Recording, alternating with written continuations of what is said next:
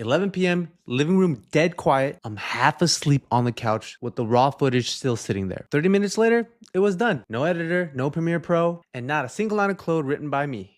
If editing has been the wall between you and building your brand or business, this video is gonna tear it down. Today, I'm walking you through the exact tech stack that I use, which is Claude Code, VS Code, and a free tool called Hyperframes to edit videos just like this. And this was done in less than an hour.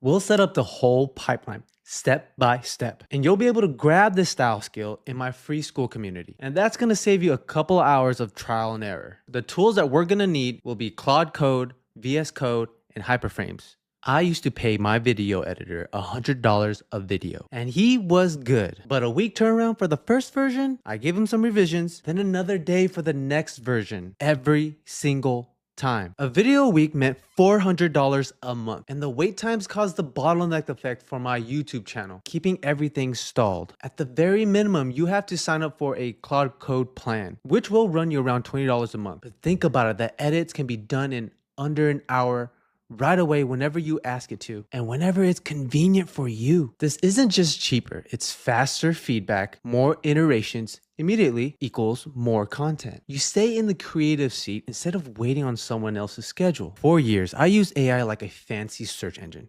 Ask a question, get an answer. Then I found Claude Code, and it stopped being a chatbot and started being a collaborator. And when you pair it with tools like Hyperframes, it can do amazing things. And Hyperframes is just an open source video rendering framework released by a company called HeyGen. Now I'm gonna walk you through how to get everything set up. The first thing you're going to need is Visual Studio Code. So go to code.visualstudio.com and download it for either Mac or Windows. We all know what Claude is by now, but to use Claude Code, you're gonna need the Pro plan at minimum. This is GitHub. It looks intimidating, but it's not. Just think of it as the public library, but for code, and it lives in the cloud. And we're just gonna grab a few from the library. The first one being this Hyperframes one. The next one being one for video use. I'm gonna link these both in the description. We're now going to create a folder for our project, and I'm gonna name this Hyperframes Video Editing Demo. Now we're gonna open VS Code. Quick heads up, Claude Code does have its own native desktop app. I prefer VS Code because it keeps all my files and my AI in one window. I'll show you what I mean in a second, but if you look on the left-hand side here and you click Explore, we can open that folder that we just created. We just have to find it. Here it is. We're gonna open it. And once we create more files, we'll be able to see all of them on this left-hand side. Then when we install Claude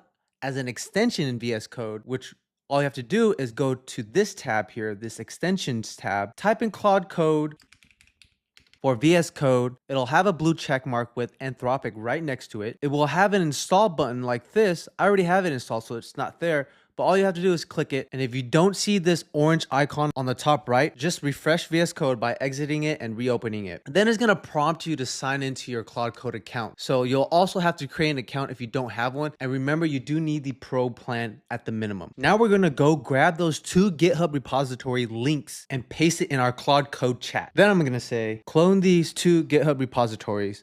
So whenever I drop in an MP4, you will edit the videos, trimming the dead space and adding animations and motion graphics for the video.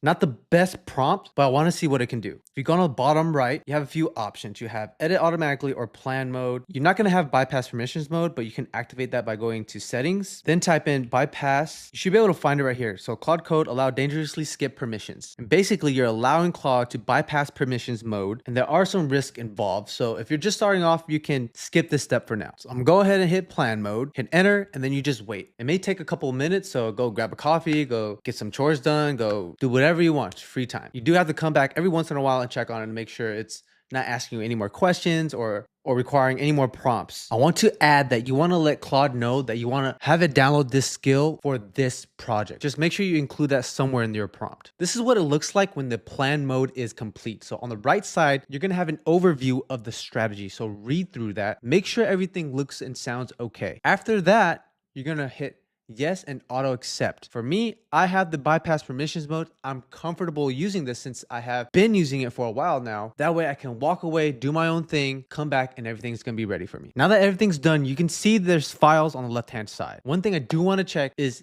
can it transcribe my video? Because it's gonna need those transcriptions. So it can, but it's gonna be using 11 labs, and we're gonna need an API key, and we're gonna drop it in our .env file. And it even made an example of what to do. So in this example, you can see 11 labs API key, and that's where we're gonna paste that key. I'm gonna show you right now how we can get that. I wanted to double check whether or not this was free. And I guess just to be able to transcribe everything, you should be okay with the free credits. So just go over to 11labs.io, create an account. Once you're logged in, you're gonna hover all the way to the bottom left where it says developers. Then you're gonna see API keys, hit that, and we're gonna create a key. I'm gonna title it Hyperframes Video Editor Transcriber. Hit create key. So after you created the key, it will pop up. Make sure you copy it and don't show anyone that key. Keep it secret because it can expose you. And whenever you're dealing with API keys, you never want to input it directly in the chat. You have to put it in a .env file. So this is where I'm going to be inputting my API key here in the .env file where it prompted me to put it. Then you can save it by exiting this tab,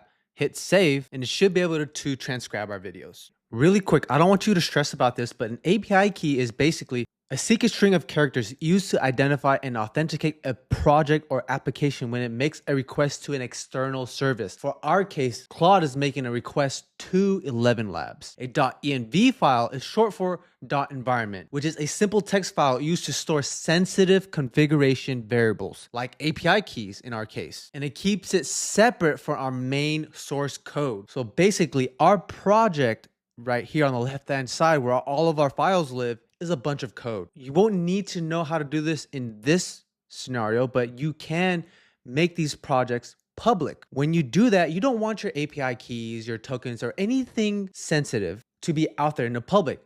When you put it in a .env file, it keeps it safe and is a way to tell the system that we're gonna ignore everything in this file. Do not upload this to the public. And that's basically all you need to know for now. Now that my API key is uploaded, I wanna ask Claude to clarify that it has access to it. Do you have access to my 11 labs API key so you can transcribe my MP4 videos?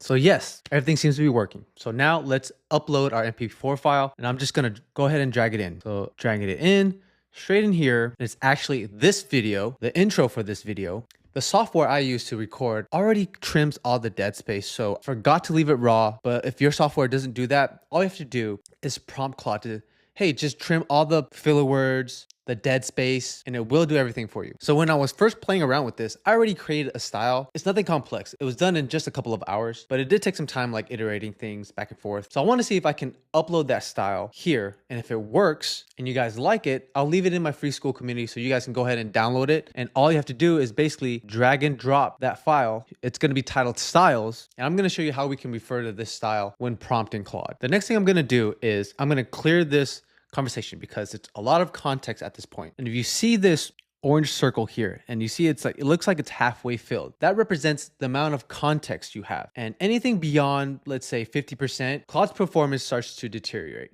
So what I like to do is just start a new conversation at this point, clear conversation. Now we can start fresh. Now what you want to do is prompt Claude. Let me exit out of this real quick. I want you to edit this video.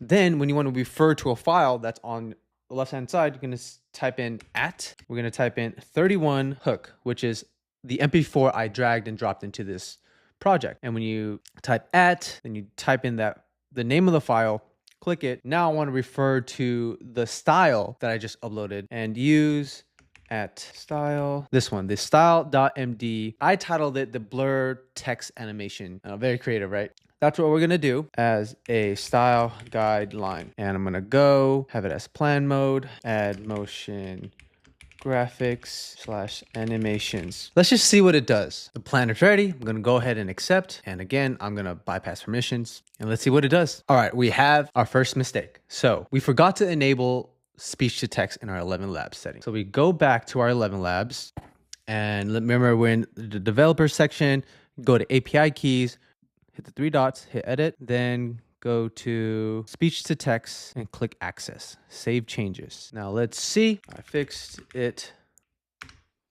I cleared the context window so we can have a fresh start. Now I'm just gonna redo the prompt. Please edit the video at 31. Again, I'm just referring to the video that I imported into this project using the style, the blur text animation style, and make sure I will be able to preview it once done. And always start with plan mode. That way you can review it, and it makes it much easier to iterate the plan than to iterate the final product, which in turn costs a lot less tokens. Now, the prompt that I'm using is extremely simple. If you want to create your own style and you need a little bit more inspiration, I'm going to put you on a website called 21st Dev. Literally type 21st.dev and you're going to be able to sift through some design inspiration that you would like to incorporate. So for example, if you like the design and you want something like this, incorporate it into your video, I would just copy the prompt, paste it into Claude, tell it what components you like from this example. That way it can incorporate those styles into your video. I'm not going to do this for this video yet, but once I have a little bit more practice with it, I'm going to show you how to do it properly in the next video. And there's so many cool designs here. The shader animation looks really cool. Another shader background. This is really cool as well. This is something I would never be able to make on my own. I could look through this all day. Find something that resonates with you, with your brand. One other thing I want to show you,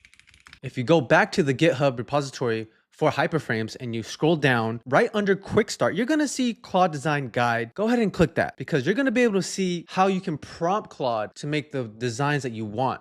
So let's go ahead and show you some examples. In this documentation, you can read through it and see what types of prompts work and what you can say to Claude to get what you want. And I really like the motion and easing section where if you say smooth, it's going to give you a natural deceleration. If you say snappy, it's going to be quick and decisive. So you can read through this and see what you want in your video and make sure you describe it in the way that they recommend you to describe it. That way you can reduce the amount of time you go back and forth with Claude. Again, with the caption tones, there's hype, corporate, tutorial, storytelling, social. This is something a lot of beginners will skip through, but I urge you to take the time to just sift through it and see what are the key terms and words you can use to prompt Claude to make your video that much better. When the plan mode is done, you want to make sure you actually read and understand as much of this as you can, because this is the best time to iterate with Claude and make the changes, because Claude can go a million miles an hour, but you have to be able to steer it in the right direction. So this part is extremely critical. I read the plan. It looks good to me, so I'm going to go ahead and accept. So initially when Claude finished, it loaded up this project, but for some reason I wasn't able to play the video. I just prompted Claude to fix the issue and it did. And here's what it spat out. I mean, it's 11 p.m. Not perfect. Living room dead quiet. I'm half asleep on the couch with the raw footage still sitting there. 30 minutes later, it was done. No editor, no Premiere Pro, and not a single line of code written by me.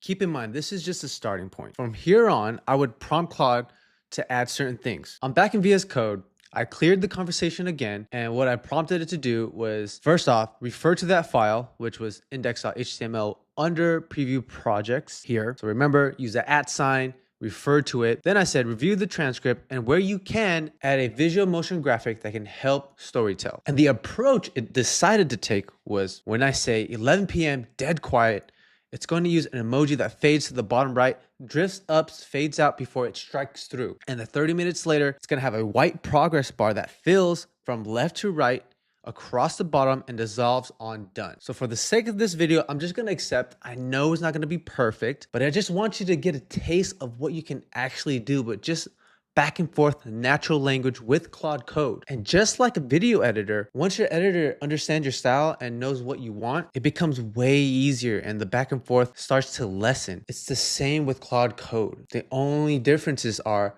Claude doesn't sleep. Claude works 24/7. Your Claude Code only has you as a client, and Claude gets to work immediately. And if you have a video editor already, I'm not saying fire them. I'm saying use this on top. That way you and your video editor can do more. All right, here's the result. I don't like it, but from here, this is where you're gonna have your back and forth with Claude and say, I want this changed, I want this changed, I want this changed. Move this here, remove this. Let's have less text, whatever it is. But let's see what it did. 11 p.m., living room dead quiet. I'm half asleep on the couch with the raw footage still sitting there. 30 minutes later, it was done. No editor, no Premiere Pro, and not a single line of code written by me. So that's the first version. And you can see the edits and the assets that it created for you. When you're done, just go ahead and hit render, hit export, and you should be able to export it as an MP4 file. One thing I learned the hard way, start with short clips, like 30 to 60 seconds. If you edit a full 20-minute video, you're gonna burn through your credits like that, especially in the beginning when you're still trying to figure out your style. You have to start with short clips, set a foundation, then from there you can edit bigger videos and you won't have to spend a lot of time correcting Claude on a 20-minute video, which it's gonna have to repeatedly analyze to fix your video. I'm gonna spend a little bit more time editing this video, and you're gonna see the final product when this video is released, which is the beginning/hook. And if you like it, I'm gonna upload that style in my free school community, which is gonna be linked down in the description below. So make sure you check that out. It's totally free. And make sure you subscribe to my channel, because next week I'm gonna be diving even deeper into hyperframes and video editing. So stay tuned for that.